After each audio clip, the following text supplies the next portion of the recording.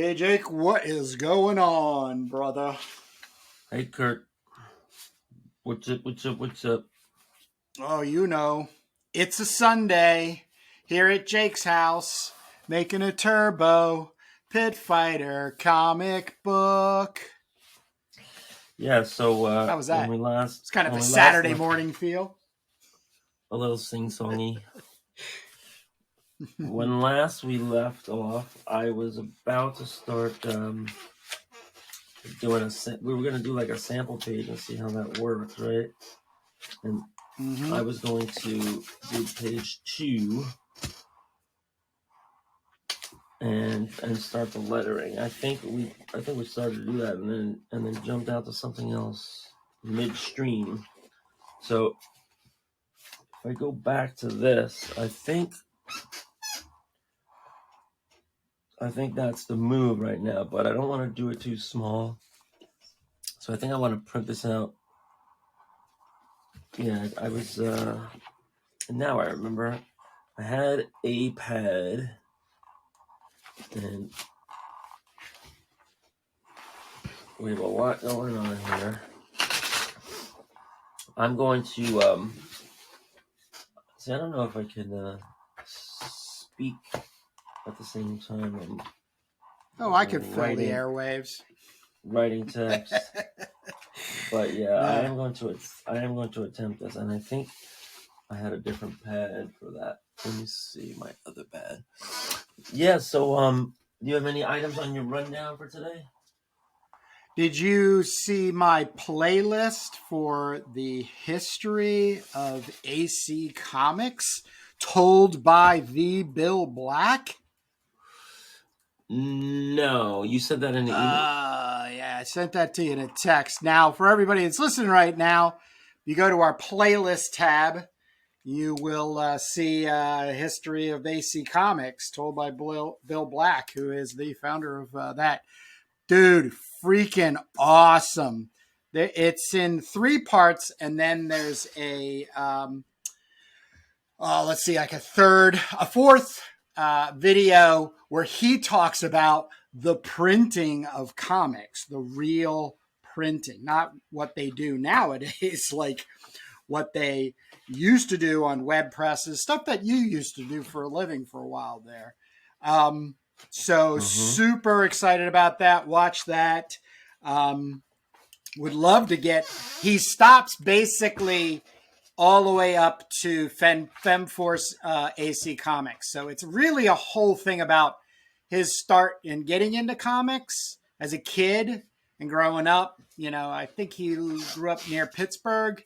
And then, military service and then Paragon Books did a little thing with Marvel through Roy Thomas, and then just really found his footing in being the longest established, still printing today, publishing comics, indie comics, AC Comics. So really freaking great to see that. I'm going to start bugging them to get the sort of the other half, maybe an episode or 2 where they tell about that through the 80s growth.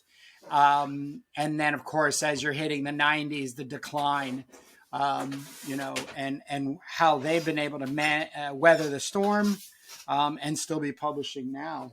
So this is AC Comics, baby. We're talking about it.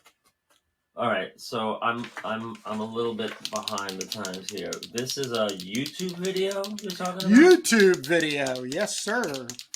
All right, and so people can hear the history of AC Comics in Bill Black's own words. What is he, just sitting there in a chair, or? Yep, he has some graphics on there, so it's super engaging. At least for my nerdy document. I love documentaries, so not at all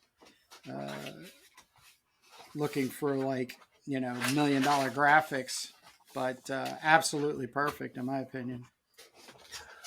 Yeah, so just so happens last night I was watching a ball game, and I put on YouTube to see the highlights, and they fed me in my algorithm the latest kayfabe. I think it's the latest one, but they were doing an AC comic, and they were talking all about Bill Black and AC Comics. Yeah. And it was a very unique episode. It was called Before the Watchmen. Yep. And they had a superhero comic put out by AC called Sentinels of Justice, I think. Yeah, and it was a pretty rare find. It was like in the dollar bin. It was a superhero comic, and it had some licensed characters that Bill Black had a handshake deal to get permission from Charlton to use the Blue Beetle, and who else? Captain Adam, and the Question, and Nightshade. So it was really interesting. I was falling asleep because we had just come back from the movies, but I thought it was really interesting, and they were really giving props to Bill Black. They were talking about he's been doing this for decades. He's still active today. His company is still active today, and that is very, very underappreciated.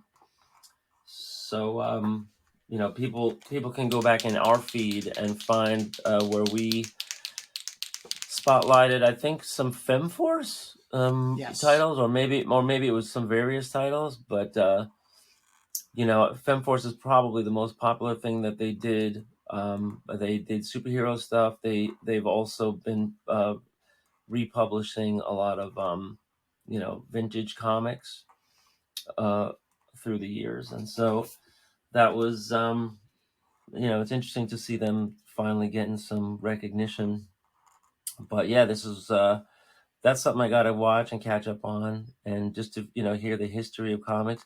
That's kind of like the niche that I would like to settle into, is being a small indie comic publisher that is able to continue and continue and continue, because it's worthwhile. After I retire, hopefully that'll be the case. After I retire from my full-time day job. So yeah, I found where I left off last time, and another lightning quick jab to the Mask of the Mountainous Brawler is landed by Turbo, the upstart challenger of the so-called weaker sex. So I'm trying to get all this into this box here. That is my job. I have a Sharpie, and I'm not afraid to use it. Oh, actually, never mind that. The thing died.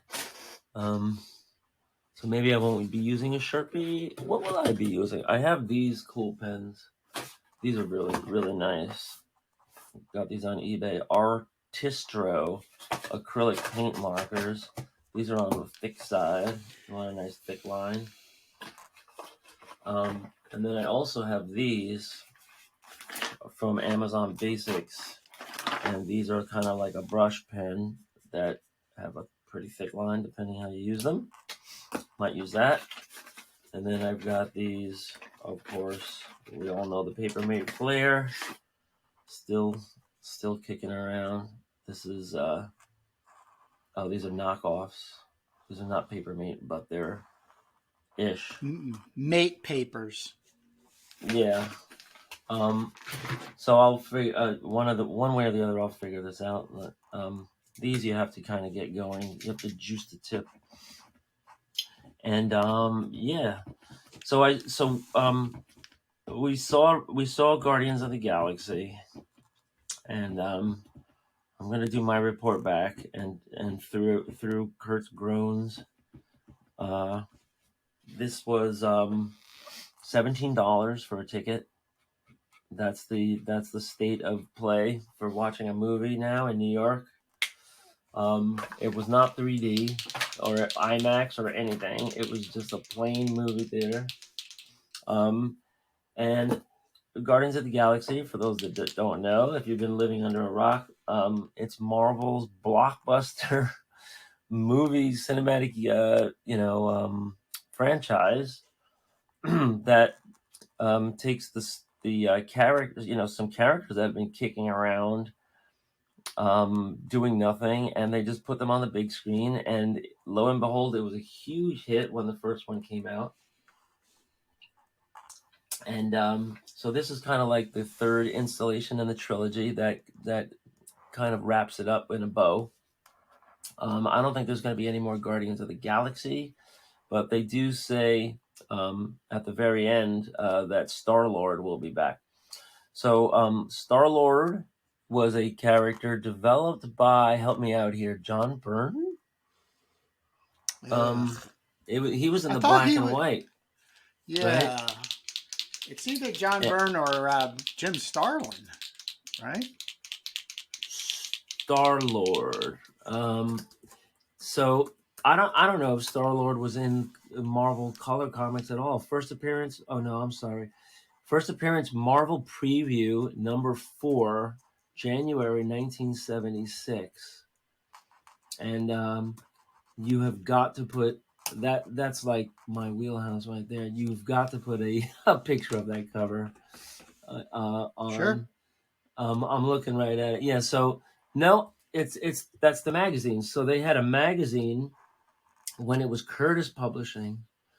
Peter Quill's Star-Lord. And it's just some sci-fi. He stalks the galaxies, one man on a mission of cosmic vengeance. And let's see, written by Bob McLeod.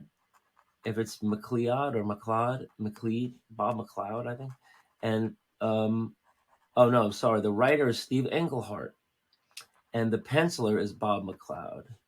So this is not John Byrne. John Byrne took it over later, definitely. I know that I know of. And so here is just it's a throwaway character. Yeah. Now, all right, and then you had the Guardians of the Galaxy, which were also, it was a throwaway group, right? And people can't name anybody in the Guardians of the Galaxy.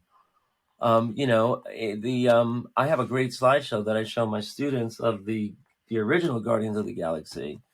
I think it was supposed to be like a Doom Patrol type of a thing, but each character had its own look, and there was like the guy with the fin on his head, there was the diamond guy, and then there was the guy with the red and blue kind of alternating, jumpsuit.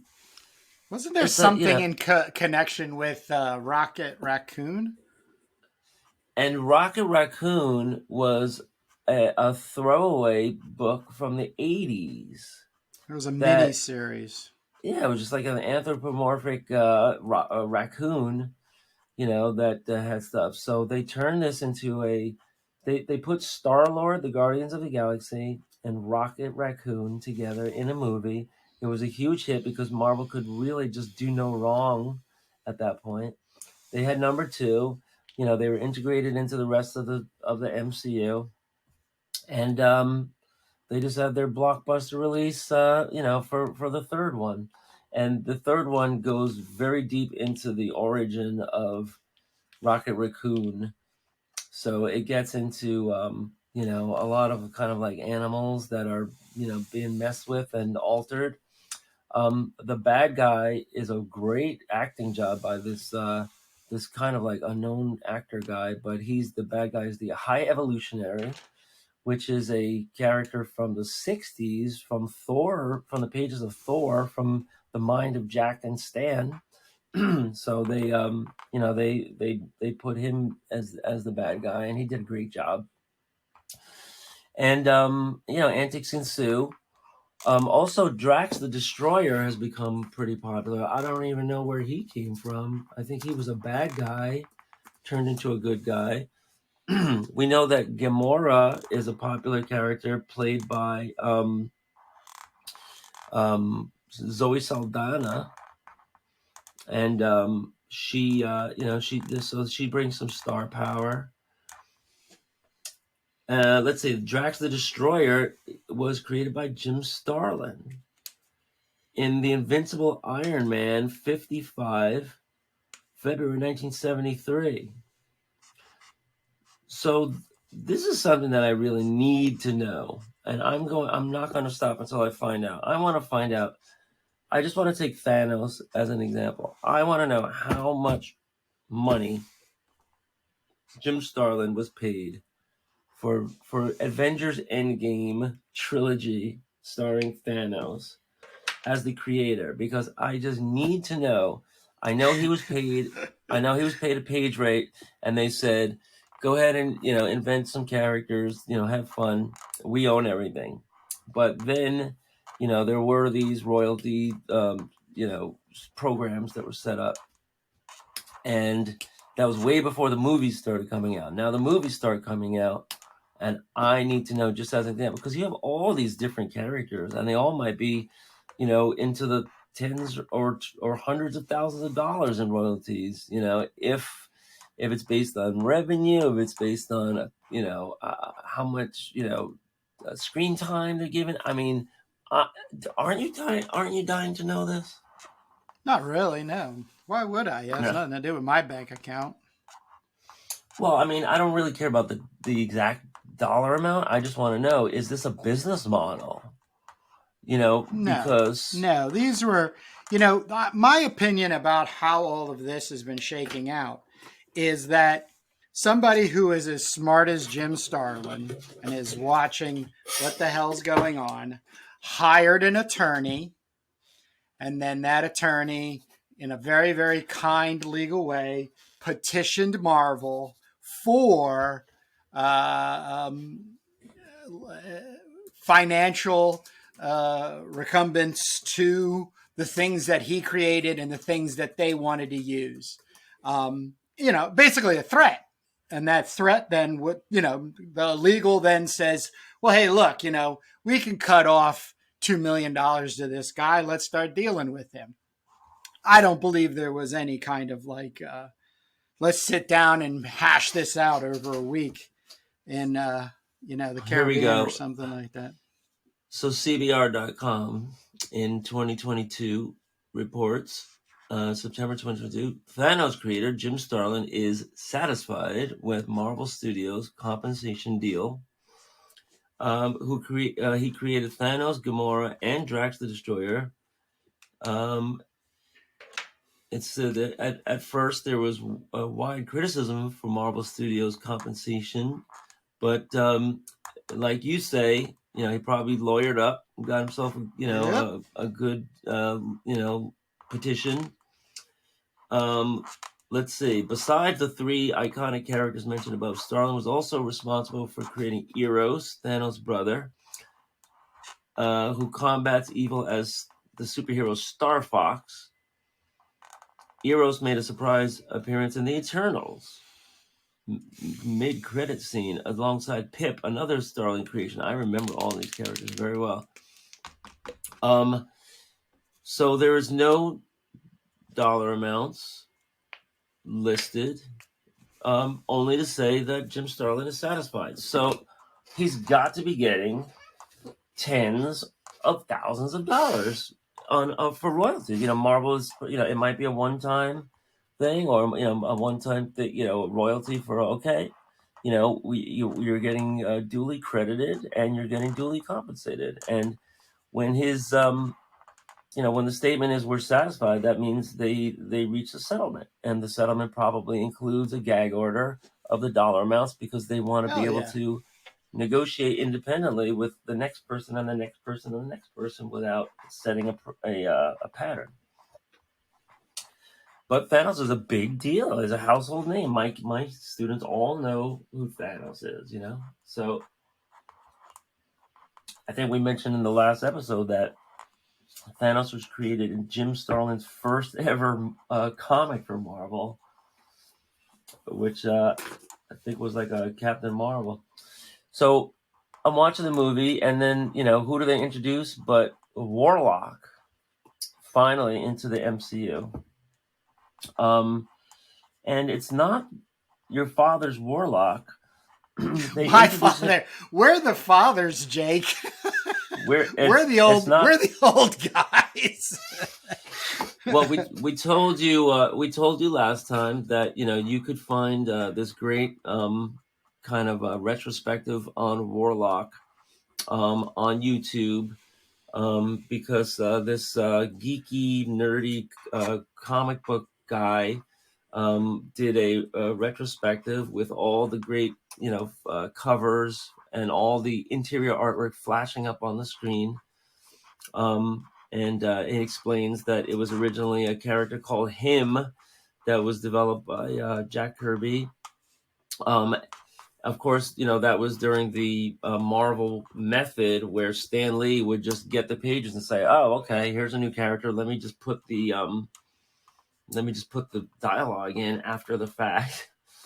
But they made Warlock a very powerful character yesterday, who kind of joins the Guardians of the Galaxy at the end.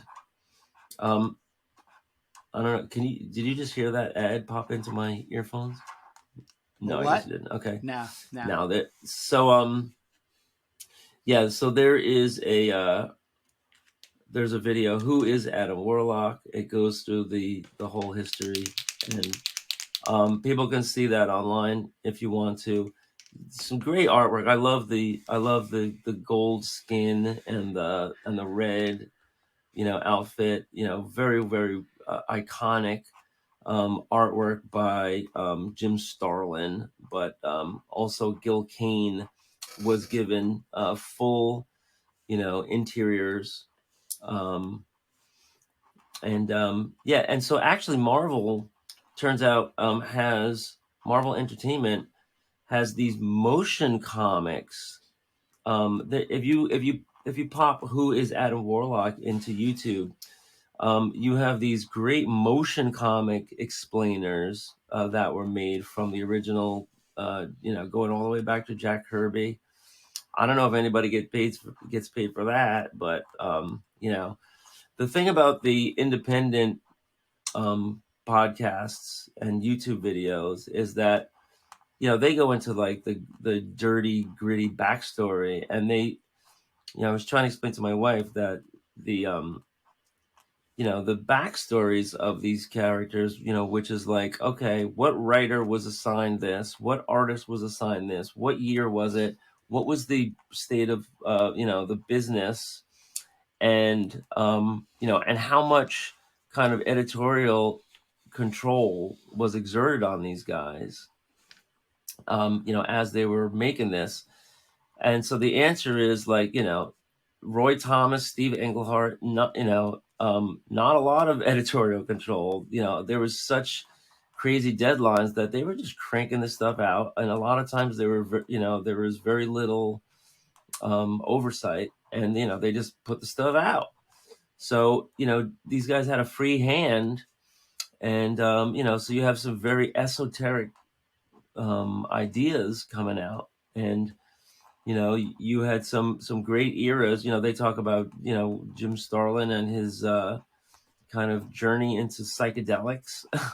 Roy Thomas was kind of bringing the character in through his religious upbringing, and the character of the High Evolutionary was kind of like this guy playing God and messing with evolution. They did incorporate that in the movie, in the new Guardians of the Galaxy movie. So it's really interesting to see, because some of the storylines are kind of forgettable, but the artwork is not.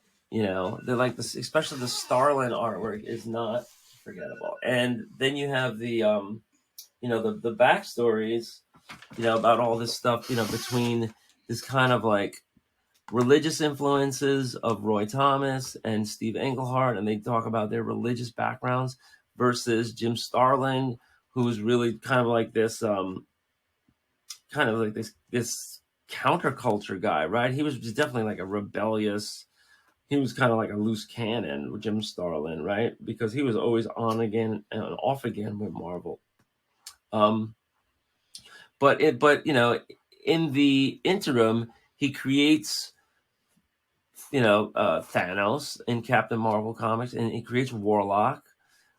He creates Gamora, and in the Marvel universe, Marvel Cinematic Universe, and this guy Kevin Kevin Feige, Feige, who's like, kind of like the main guy, the main be all end all boss of the whole thing.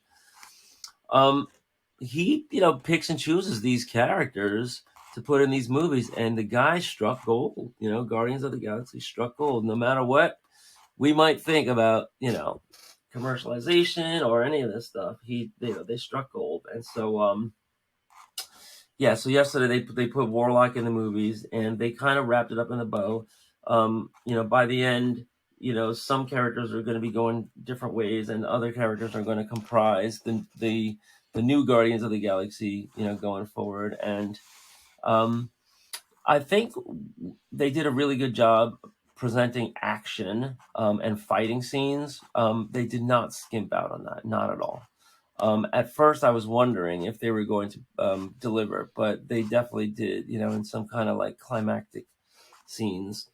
So, there was all this kind of like fighting stuff, a lot of like last minute death defying escapes and stuff. And, your typical movie, thrills and chills. But, we're already on to the next movie. We saw previews, and they previewed Marvels, which is going to be Captain Marvel, Ms. Marvel, and I don't know what they're calling her, but like Captain Rambeau, the black Captain Marvel that was introduced in the 80s, or maybe actually the 70s. I think it's a female black Ms. Marvel. And so those three are going to comprise a super team called the Marvels. Of course, Ms. Marvel now is a Arab American teen girl that has powers. And so that's a movie coming down the pipe.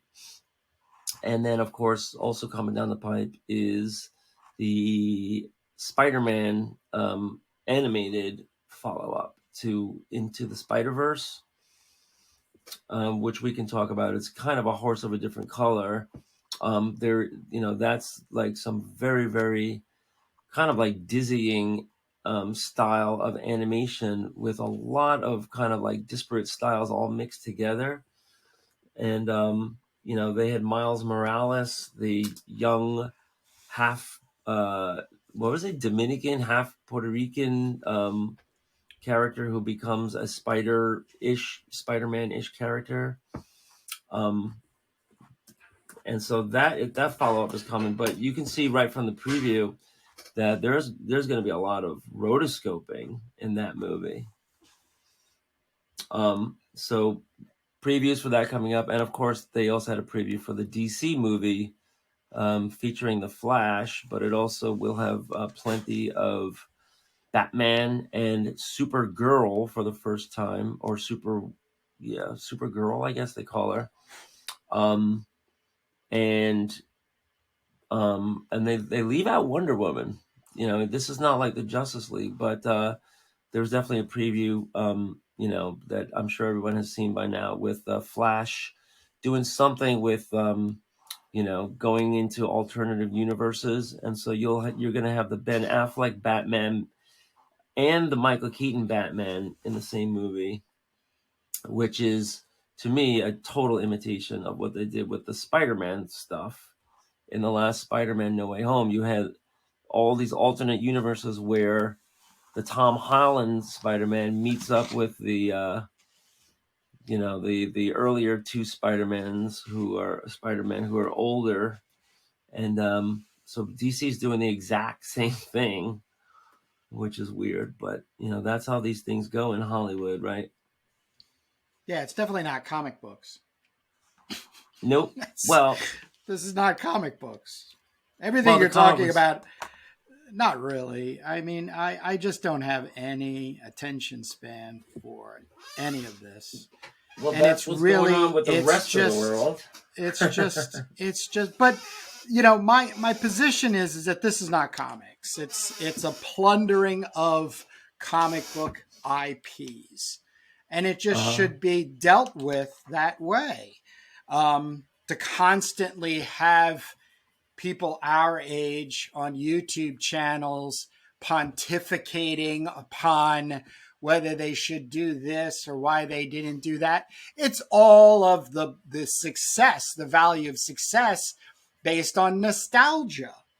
You know, like Yes. you had made that statement, like your father's you know, a Jim Starling comic. Well, we're the fathers. That's, you know, I've brought this up many times, and I think one of the things that they're facing, and you just said that with the whole how this Spider-Man is this and this Spider-Woman is this and this Marvel girl is this, you know, by racial and age dynamics, they're now very genteel, like moving away from us as a generational dynamic, because, and I was thinking about this today, we're aging out. Our children are all going to college. None of mine, because I don't have any, but yours are. So when are you having those moments where you're sitting in a movie theater with your child, not your soon-to-be adult graduating kid, a child saying, "Oh, Daddy bought that comic. Oh, Daddy remembers this. Daddy, blah blah blah," or even Mommy, you know, if that's what it is. Well, that's all now aging out, so it's going to be a major disconnection. I don't have I don't have the time, is really what my discourse is with all of it, to keep up with why this happened and where this happened and so on and so forth. I would rather go into, like I am, AC Comics, Bill Black, FemForce, Paragon. I mean, he has just as big of a universe, maybe not by the outreach of characters, by titles, but he definitely has something that's, let's say, mineable. You know, you can get in there and you can start digging around and going into that stuff, because the name of the game, and you and I have brought this up, we'll bring it up a million times into the future. You know, what we're really doing is not making a comic book, but developing an IP. And that's a thing now. That's a thing now. Now, with you going to the movie of, what was it, Guardians of the Galaxy or whatever, that's just R&D, right? That's where your perspective in our relationship is, oh, wouldn't it be awesome if Turbo Pit Fighter got picked up and she got a movie deal, whether it was with Marvel or some other sub company. Mine is more along the lines of how, you know, definitely with our exploitation B movie thread, get into other audiences. I'm really hung up on getting in front of exploitation fans, which are also building incredibly more and more people, as I've noticed channels that I watch grow. And I think it's our generation. I think it's our generation whose kids have left, and now they're going, okay, there's no kids to hide anything from. Right. Now let me go into my little kiddie world of you know, just complete what do they call it? Escapism. You know what I mean? Let me just, you know, escape. My thing too, and this is just a big, broad question I think we'll come back to over and over again, is how many people are reading comic books? Not flipping through the pages and looking at the pictures, are reading comic books. That's my question for the world. Comic sales are up. And I had a graphic a couple months ago on this podcast. I think I even showed the graphic, but comic sales are up. But a lot of that is due to the rise of manga in the U.S. market. Yes. So that counts. And of course, the Japanese created manga has eclipsed the American made comics.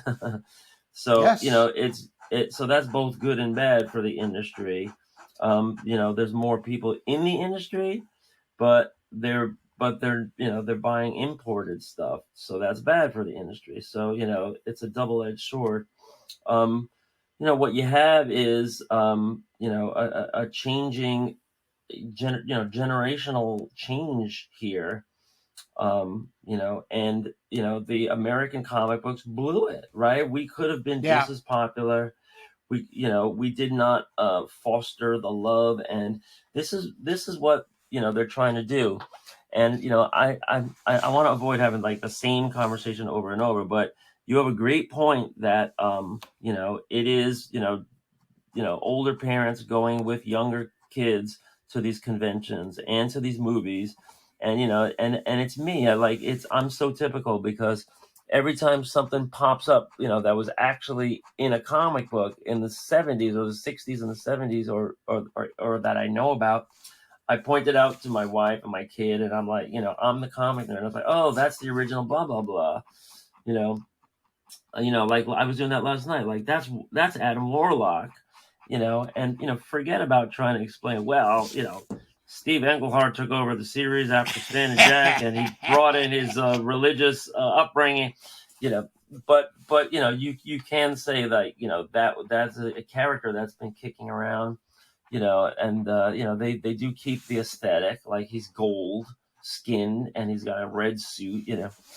So it is intentional. It's very intentional that the Marvel and the Disney business model is to have parents pass along this passion for comic storytelling to the next generation, so that they can keep their gravy train rolling.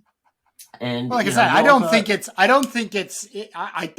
the passing of the IP. I don't think it has anything to do with comic books. If you look at the sales drop consecutively over the last 2 to 3 years in American comics, it is you're fooling yourself if you think by getting into comics as an art form to work for, like, let's say DC or Marvel. It's absolutely ludicrous that you would have any sense of freedom, any sense of contribution, other than becoming an executive of the committees that get together and make the decisions of the pictures then being drawn and the stories being told. Because it's a transference of an IP. They don't care about what's the comic books are just they should just be giving those damn things away. They should be financially supplementing the comic book stores, so these people can actually make a better than average living by then just having young people and older people coming in and sharing with one another what they're excited about and talking about, but that's also where the YouTube channels come in.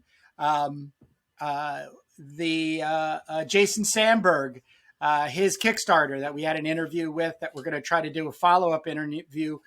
His Indiegogo is coming down in a week. But I YouTube searched him. Man, he was on literally over 30 podcasts in the last month promoting his IP, his comic book. But I'll tell you right now, every channel had less than 1,000 people subscribed and less than 200 people viewing the video, just like us. So there's got to be something that ends up shifting in the way of people moving from these large IP, MCU, DCU, whatever it is that they frame them into, and into, once again, what my question is. Who's reading comics? I'm going to make it, I'll admit this. There were very few comics I read. I sat down. But Jim Starlin's run in any comic that I'd end up getting, as much as Crisis on the Infinite Earth, I read Uh-huh. those X-Men. I read X-Men. I read New Teen Titans. Um, then when they started pushing the story out into other titles that I had to purchase, I quit. And that was 88. I quit. I quit comics altogether, other than my Mobius addiction, my European comics edition, and the way I was keeping in touch with that through Heavy Metal Magazine.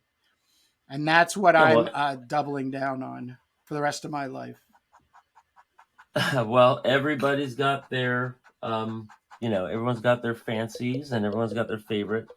Um, I could talk about mine too, but when it's all said and done, the marketplace is what we really care about, right? I mean, Correct. there's a lot of variety out there, Heck yeah. for sure, and that kind of exploded. Um, we could look at some other industries, like when you look at the beer industry that was dominated by Bud and Miller for so many years. Now you have every microbrew on every region, and every city and town has a brewery, or a brew pub making their own brew and making money. And I love that model. And I wouldn't agree. it be great? Wouldn't it be great if the same were true for comics? And so we've always been seeing this kind of like diversification of talent, and these kind of like cottage industry people. But we've only seen them struggle. We in our lifetimes we've really only seen them struggle. And I, you know can I jump in real even quick? I'm sorry. Go ahead. Go ahead. yeah. I'm sorry. Go ahead.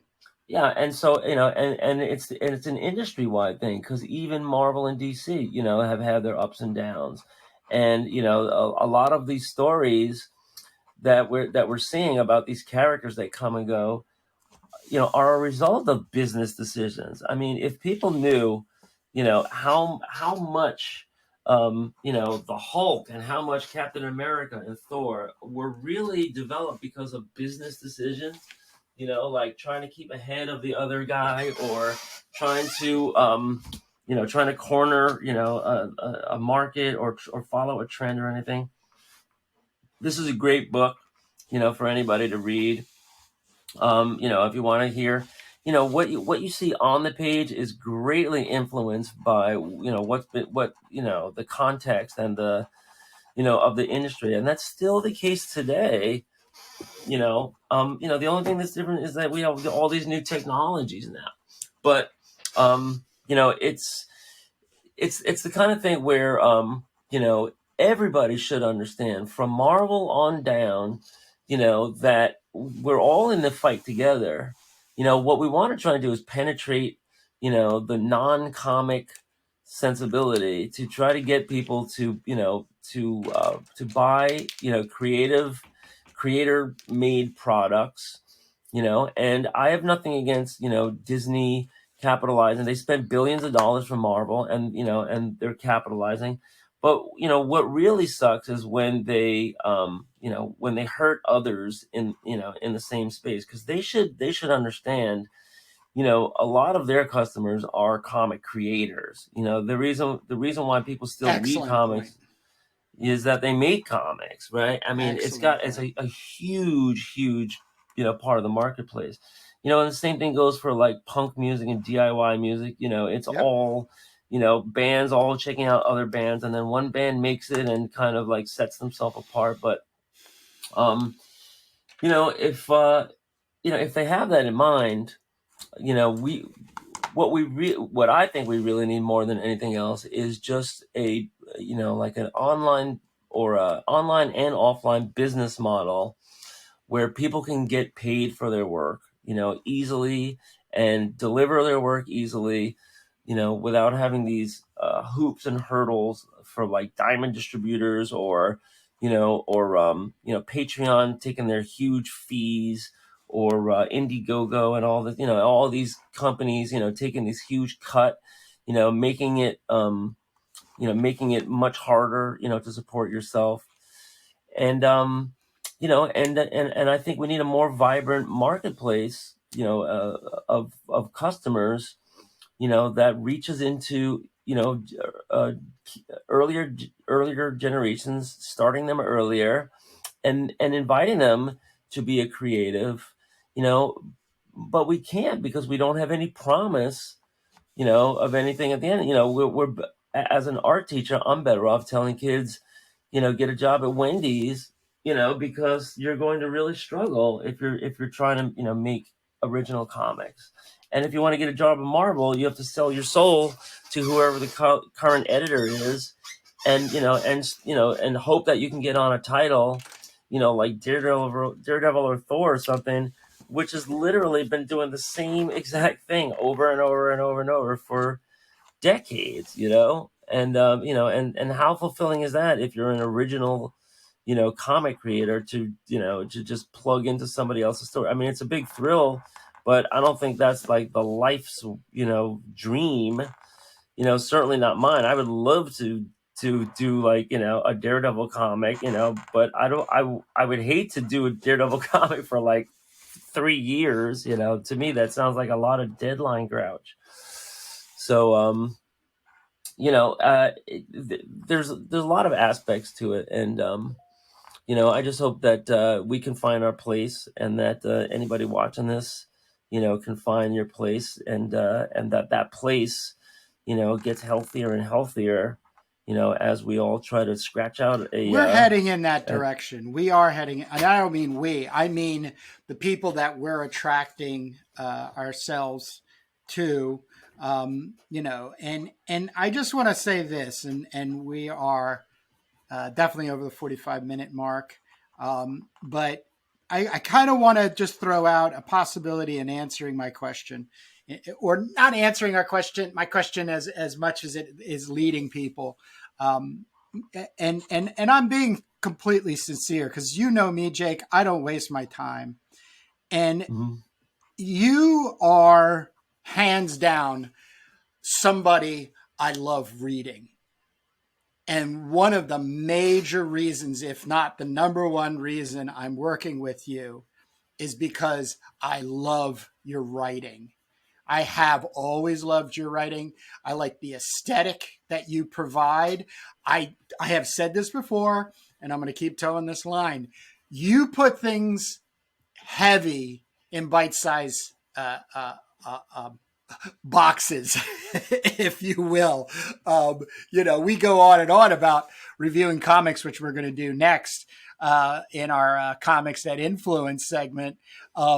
But, the two things you rip into comics about is A, not enough action, right. But B, is just too many words. You got a box that's 6x6 square, and 3.5 of that square is writing. That's not comics, but it also goes back to my question: who's reading comics? And one of the things I would like to see more of, and I think it's happening, and I think with our teaser, I'm hoping we can kind of stir this up, whether it's going on each other's podcasts or just communicating through each other's community tabs. By the way, everybody, we have a very active community tab. Polls, questions, links to other people's channels who are talking to similar things that we are. But we're doing it. We just are on an every Sunday, once a week. We've already passed our 1 week our 1 year threshold at doing this. We're learning, but I think one of the things that comes up repeatedly is that we are trying to figure out the landscape of comic books. And I just want to say I always enjoy you sharing the movie experience you have, whether it's with your family or you're just on your own, keeping me up to date on the MCU, DCU, what have you. I know. I love making you nuts. You're groaning. Oh God. But we're doing it, and I believe that the two things we have definitively, because we both have a great passion for it, is storytelling in a comic book format. And I think that's one of the things you and I are going to become more and more engrossed in, and we're going to become more and more contributing to. So that's all I have to say. I want to let these people get back to being comic book nerds, fans, and artists. What do you have on the way out, Jake? Nothing. Just check out our other feed. We have our comics that influence, and what and people should also know that in between the cracks, we are developing B movie She Devils, and we'll be putting that stuff online when it's ripening enough. But we've also been taping a couple of episodes of that, so those are on the way as well. Cool. All right. I will see you in episode 14. Episode 14 of Comics and Influence. All righty then.